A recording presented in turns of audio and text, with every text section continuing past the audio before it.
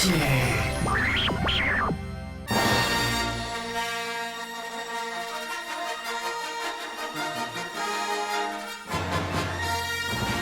in terms of when the idea for the Old Republic came up at BioWare, I think it's been, doing an MMO is something we wanted to do for probably over a decade. And we wanted to wait until we had the right team, the right partners, the right IP. And I think the timing was pretty serendipitous that way. Is that BioWare wanted to work with us, they wanted to do an MMO, they had a lot of experience in playing MMOs, and they wanted to bring some of their learnings and some of their aspects of gameplay, mainly storytelling, and bring that into MMOs. And just make sure we had everything assembled to be able to make a great game. So finding the partners at LucasArts and working in the Star Wars Knights of the Old Republic universe is a dream come true for us. Yeah, I'd say this is definitely our biggest project yet. We've worked on some very large games. I think Mass Effect was a big game, and Dragon Age is yet another big game. But Star Wars: The Old Republic is just plain huge. And what makes it huge is not only that it's Star Wars. It's got to be epic. But again, the MMO space, and we've got something to prove. This is our first game in that space. There's some really great competition, and we want to stand out. We want to do some things, namely for adding story to the equation in the BioWare way that changed the equation. There are a lot of reasons why we decided not to do KOTOR 3 and why we decided to do this as an MMO instead. First of all, I think that the storytelling that was behind the KOTOR franchise is very applicable to doing an MMO. So there's no reason to just limit it to a single player experience. There's a lot of potential in opening it up to the MMO wide audience experience. And that's one of the unique features that we're bringing to the genre with this game. One of the things we like to joke about this game is just the sheer amount of content we're doing, and the fact that we're really, when our fans ask, why aren't you doing Knights of the Old Republic 3? We're really doing Knights of the Old Republic 3, 4, 5, 6, 7, 8, 9, 10, 11, 12 plus. We have that much content, that many stories, and we really get to do a lot of the things that we wouldn't have been able to do in KOTOR 3. One of the things about the type of storytelling we're doing, because our stories revolve around a player's class, his role, we're able to actually tell stories that are very focused on who the player is, which is something that other BioWare games haven't been able to do. So we're huge fans of MMOs at BioWare. We play pretty much everything else out there, and we really appreciate the things that make great MMOs great, awesome. There's great exploration, there's combat, there's customization, progression, and the Old Republic has all those things. It's got those pillars. But what we're doing is we're adding a fourth pillar, a pillar of story and character and meaningful choice with consequences, where you actually get to experience your personal life story, your history as a character. I think what you see in a lot of MMOs today is high emphasis on character advancement, emphasis on combat, character customization, but what's really missing is that story element. You don't have the context for why you're doing all these missions and quests, why you're out killing 10 wolves, right? You don't understand the context. So story puts that into context, gives you much more of an immersive experience where you're really building a stronger relationship with your online character, your avatar, than you would without it.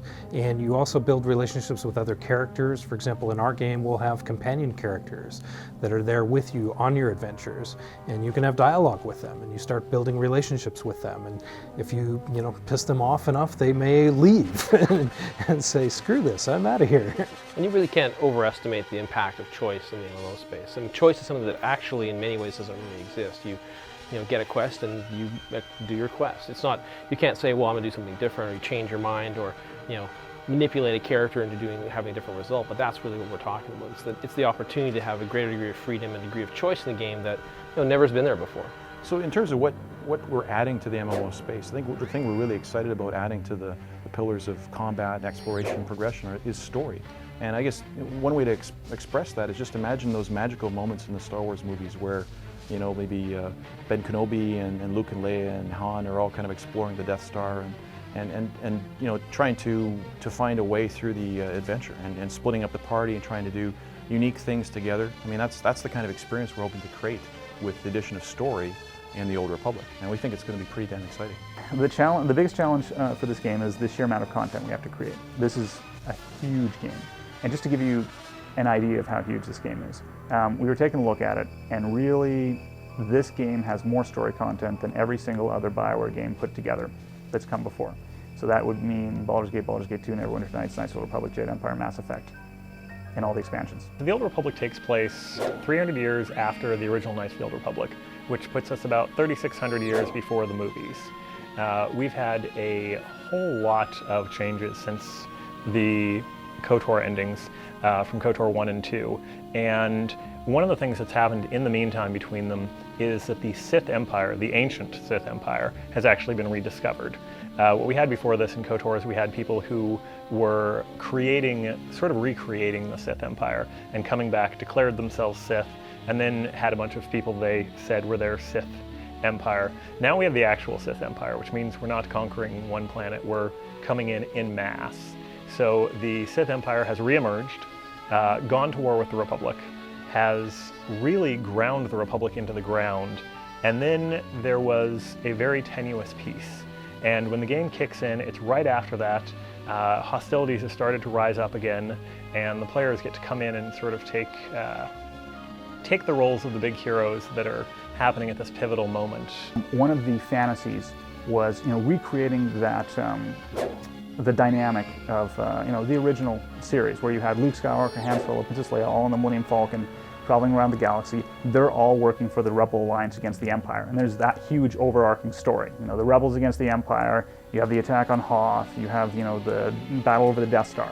But at the same time, each of the characters, Han Solo and Luke Skywalker, had their own personal story. Han Solo was being pursued by Boba Fett because he owed money to Jabba the Hutt because of things he had done in his past.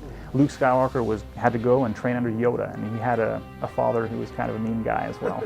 And you had these two characters who had very personal stories, but at the same time they had joined together and were involved in the epic war between the rebels and the Empire.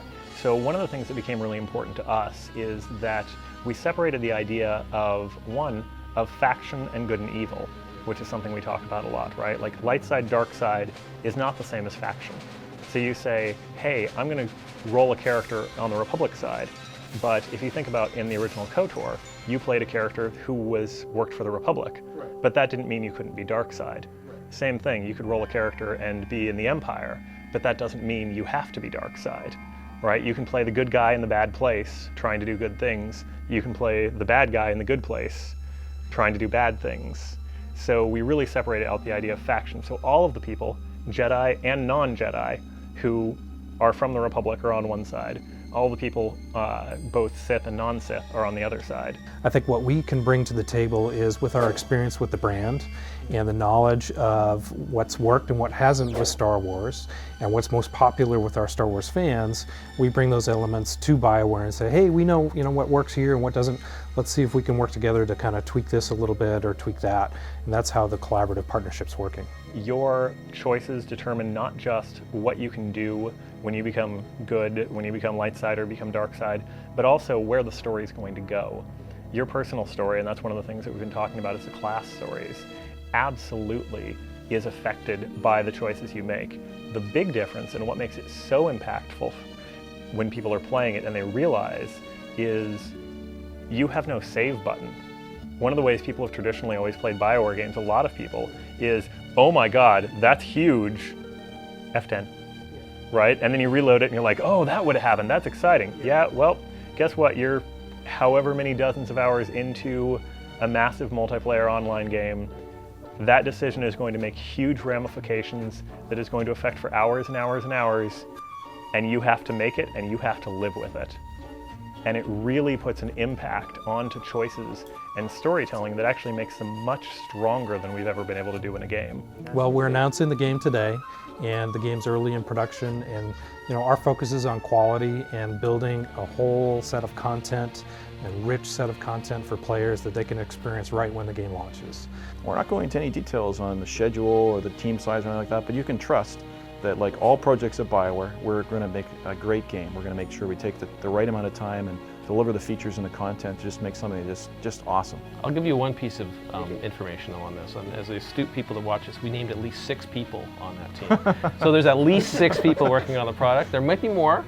Probably more. I think there's more, yeah. I've seen more people around. I'm not sure what they do, but they do stuff. It's a magical combination, though, of the people who have worked on the best of breed MMOs and the people who've worked on a lot of great BioWare RPGs, put them together on one team. And I think we have an amazing combination of people.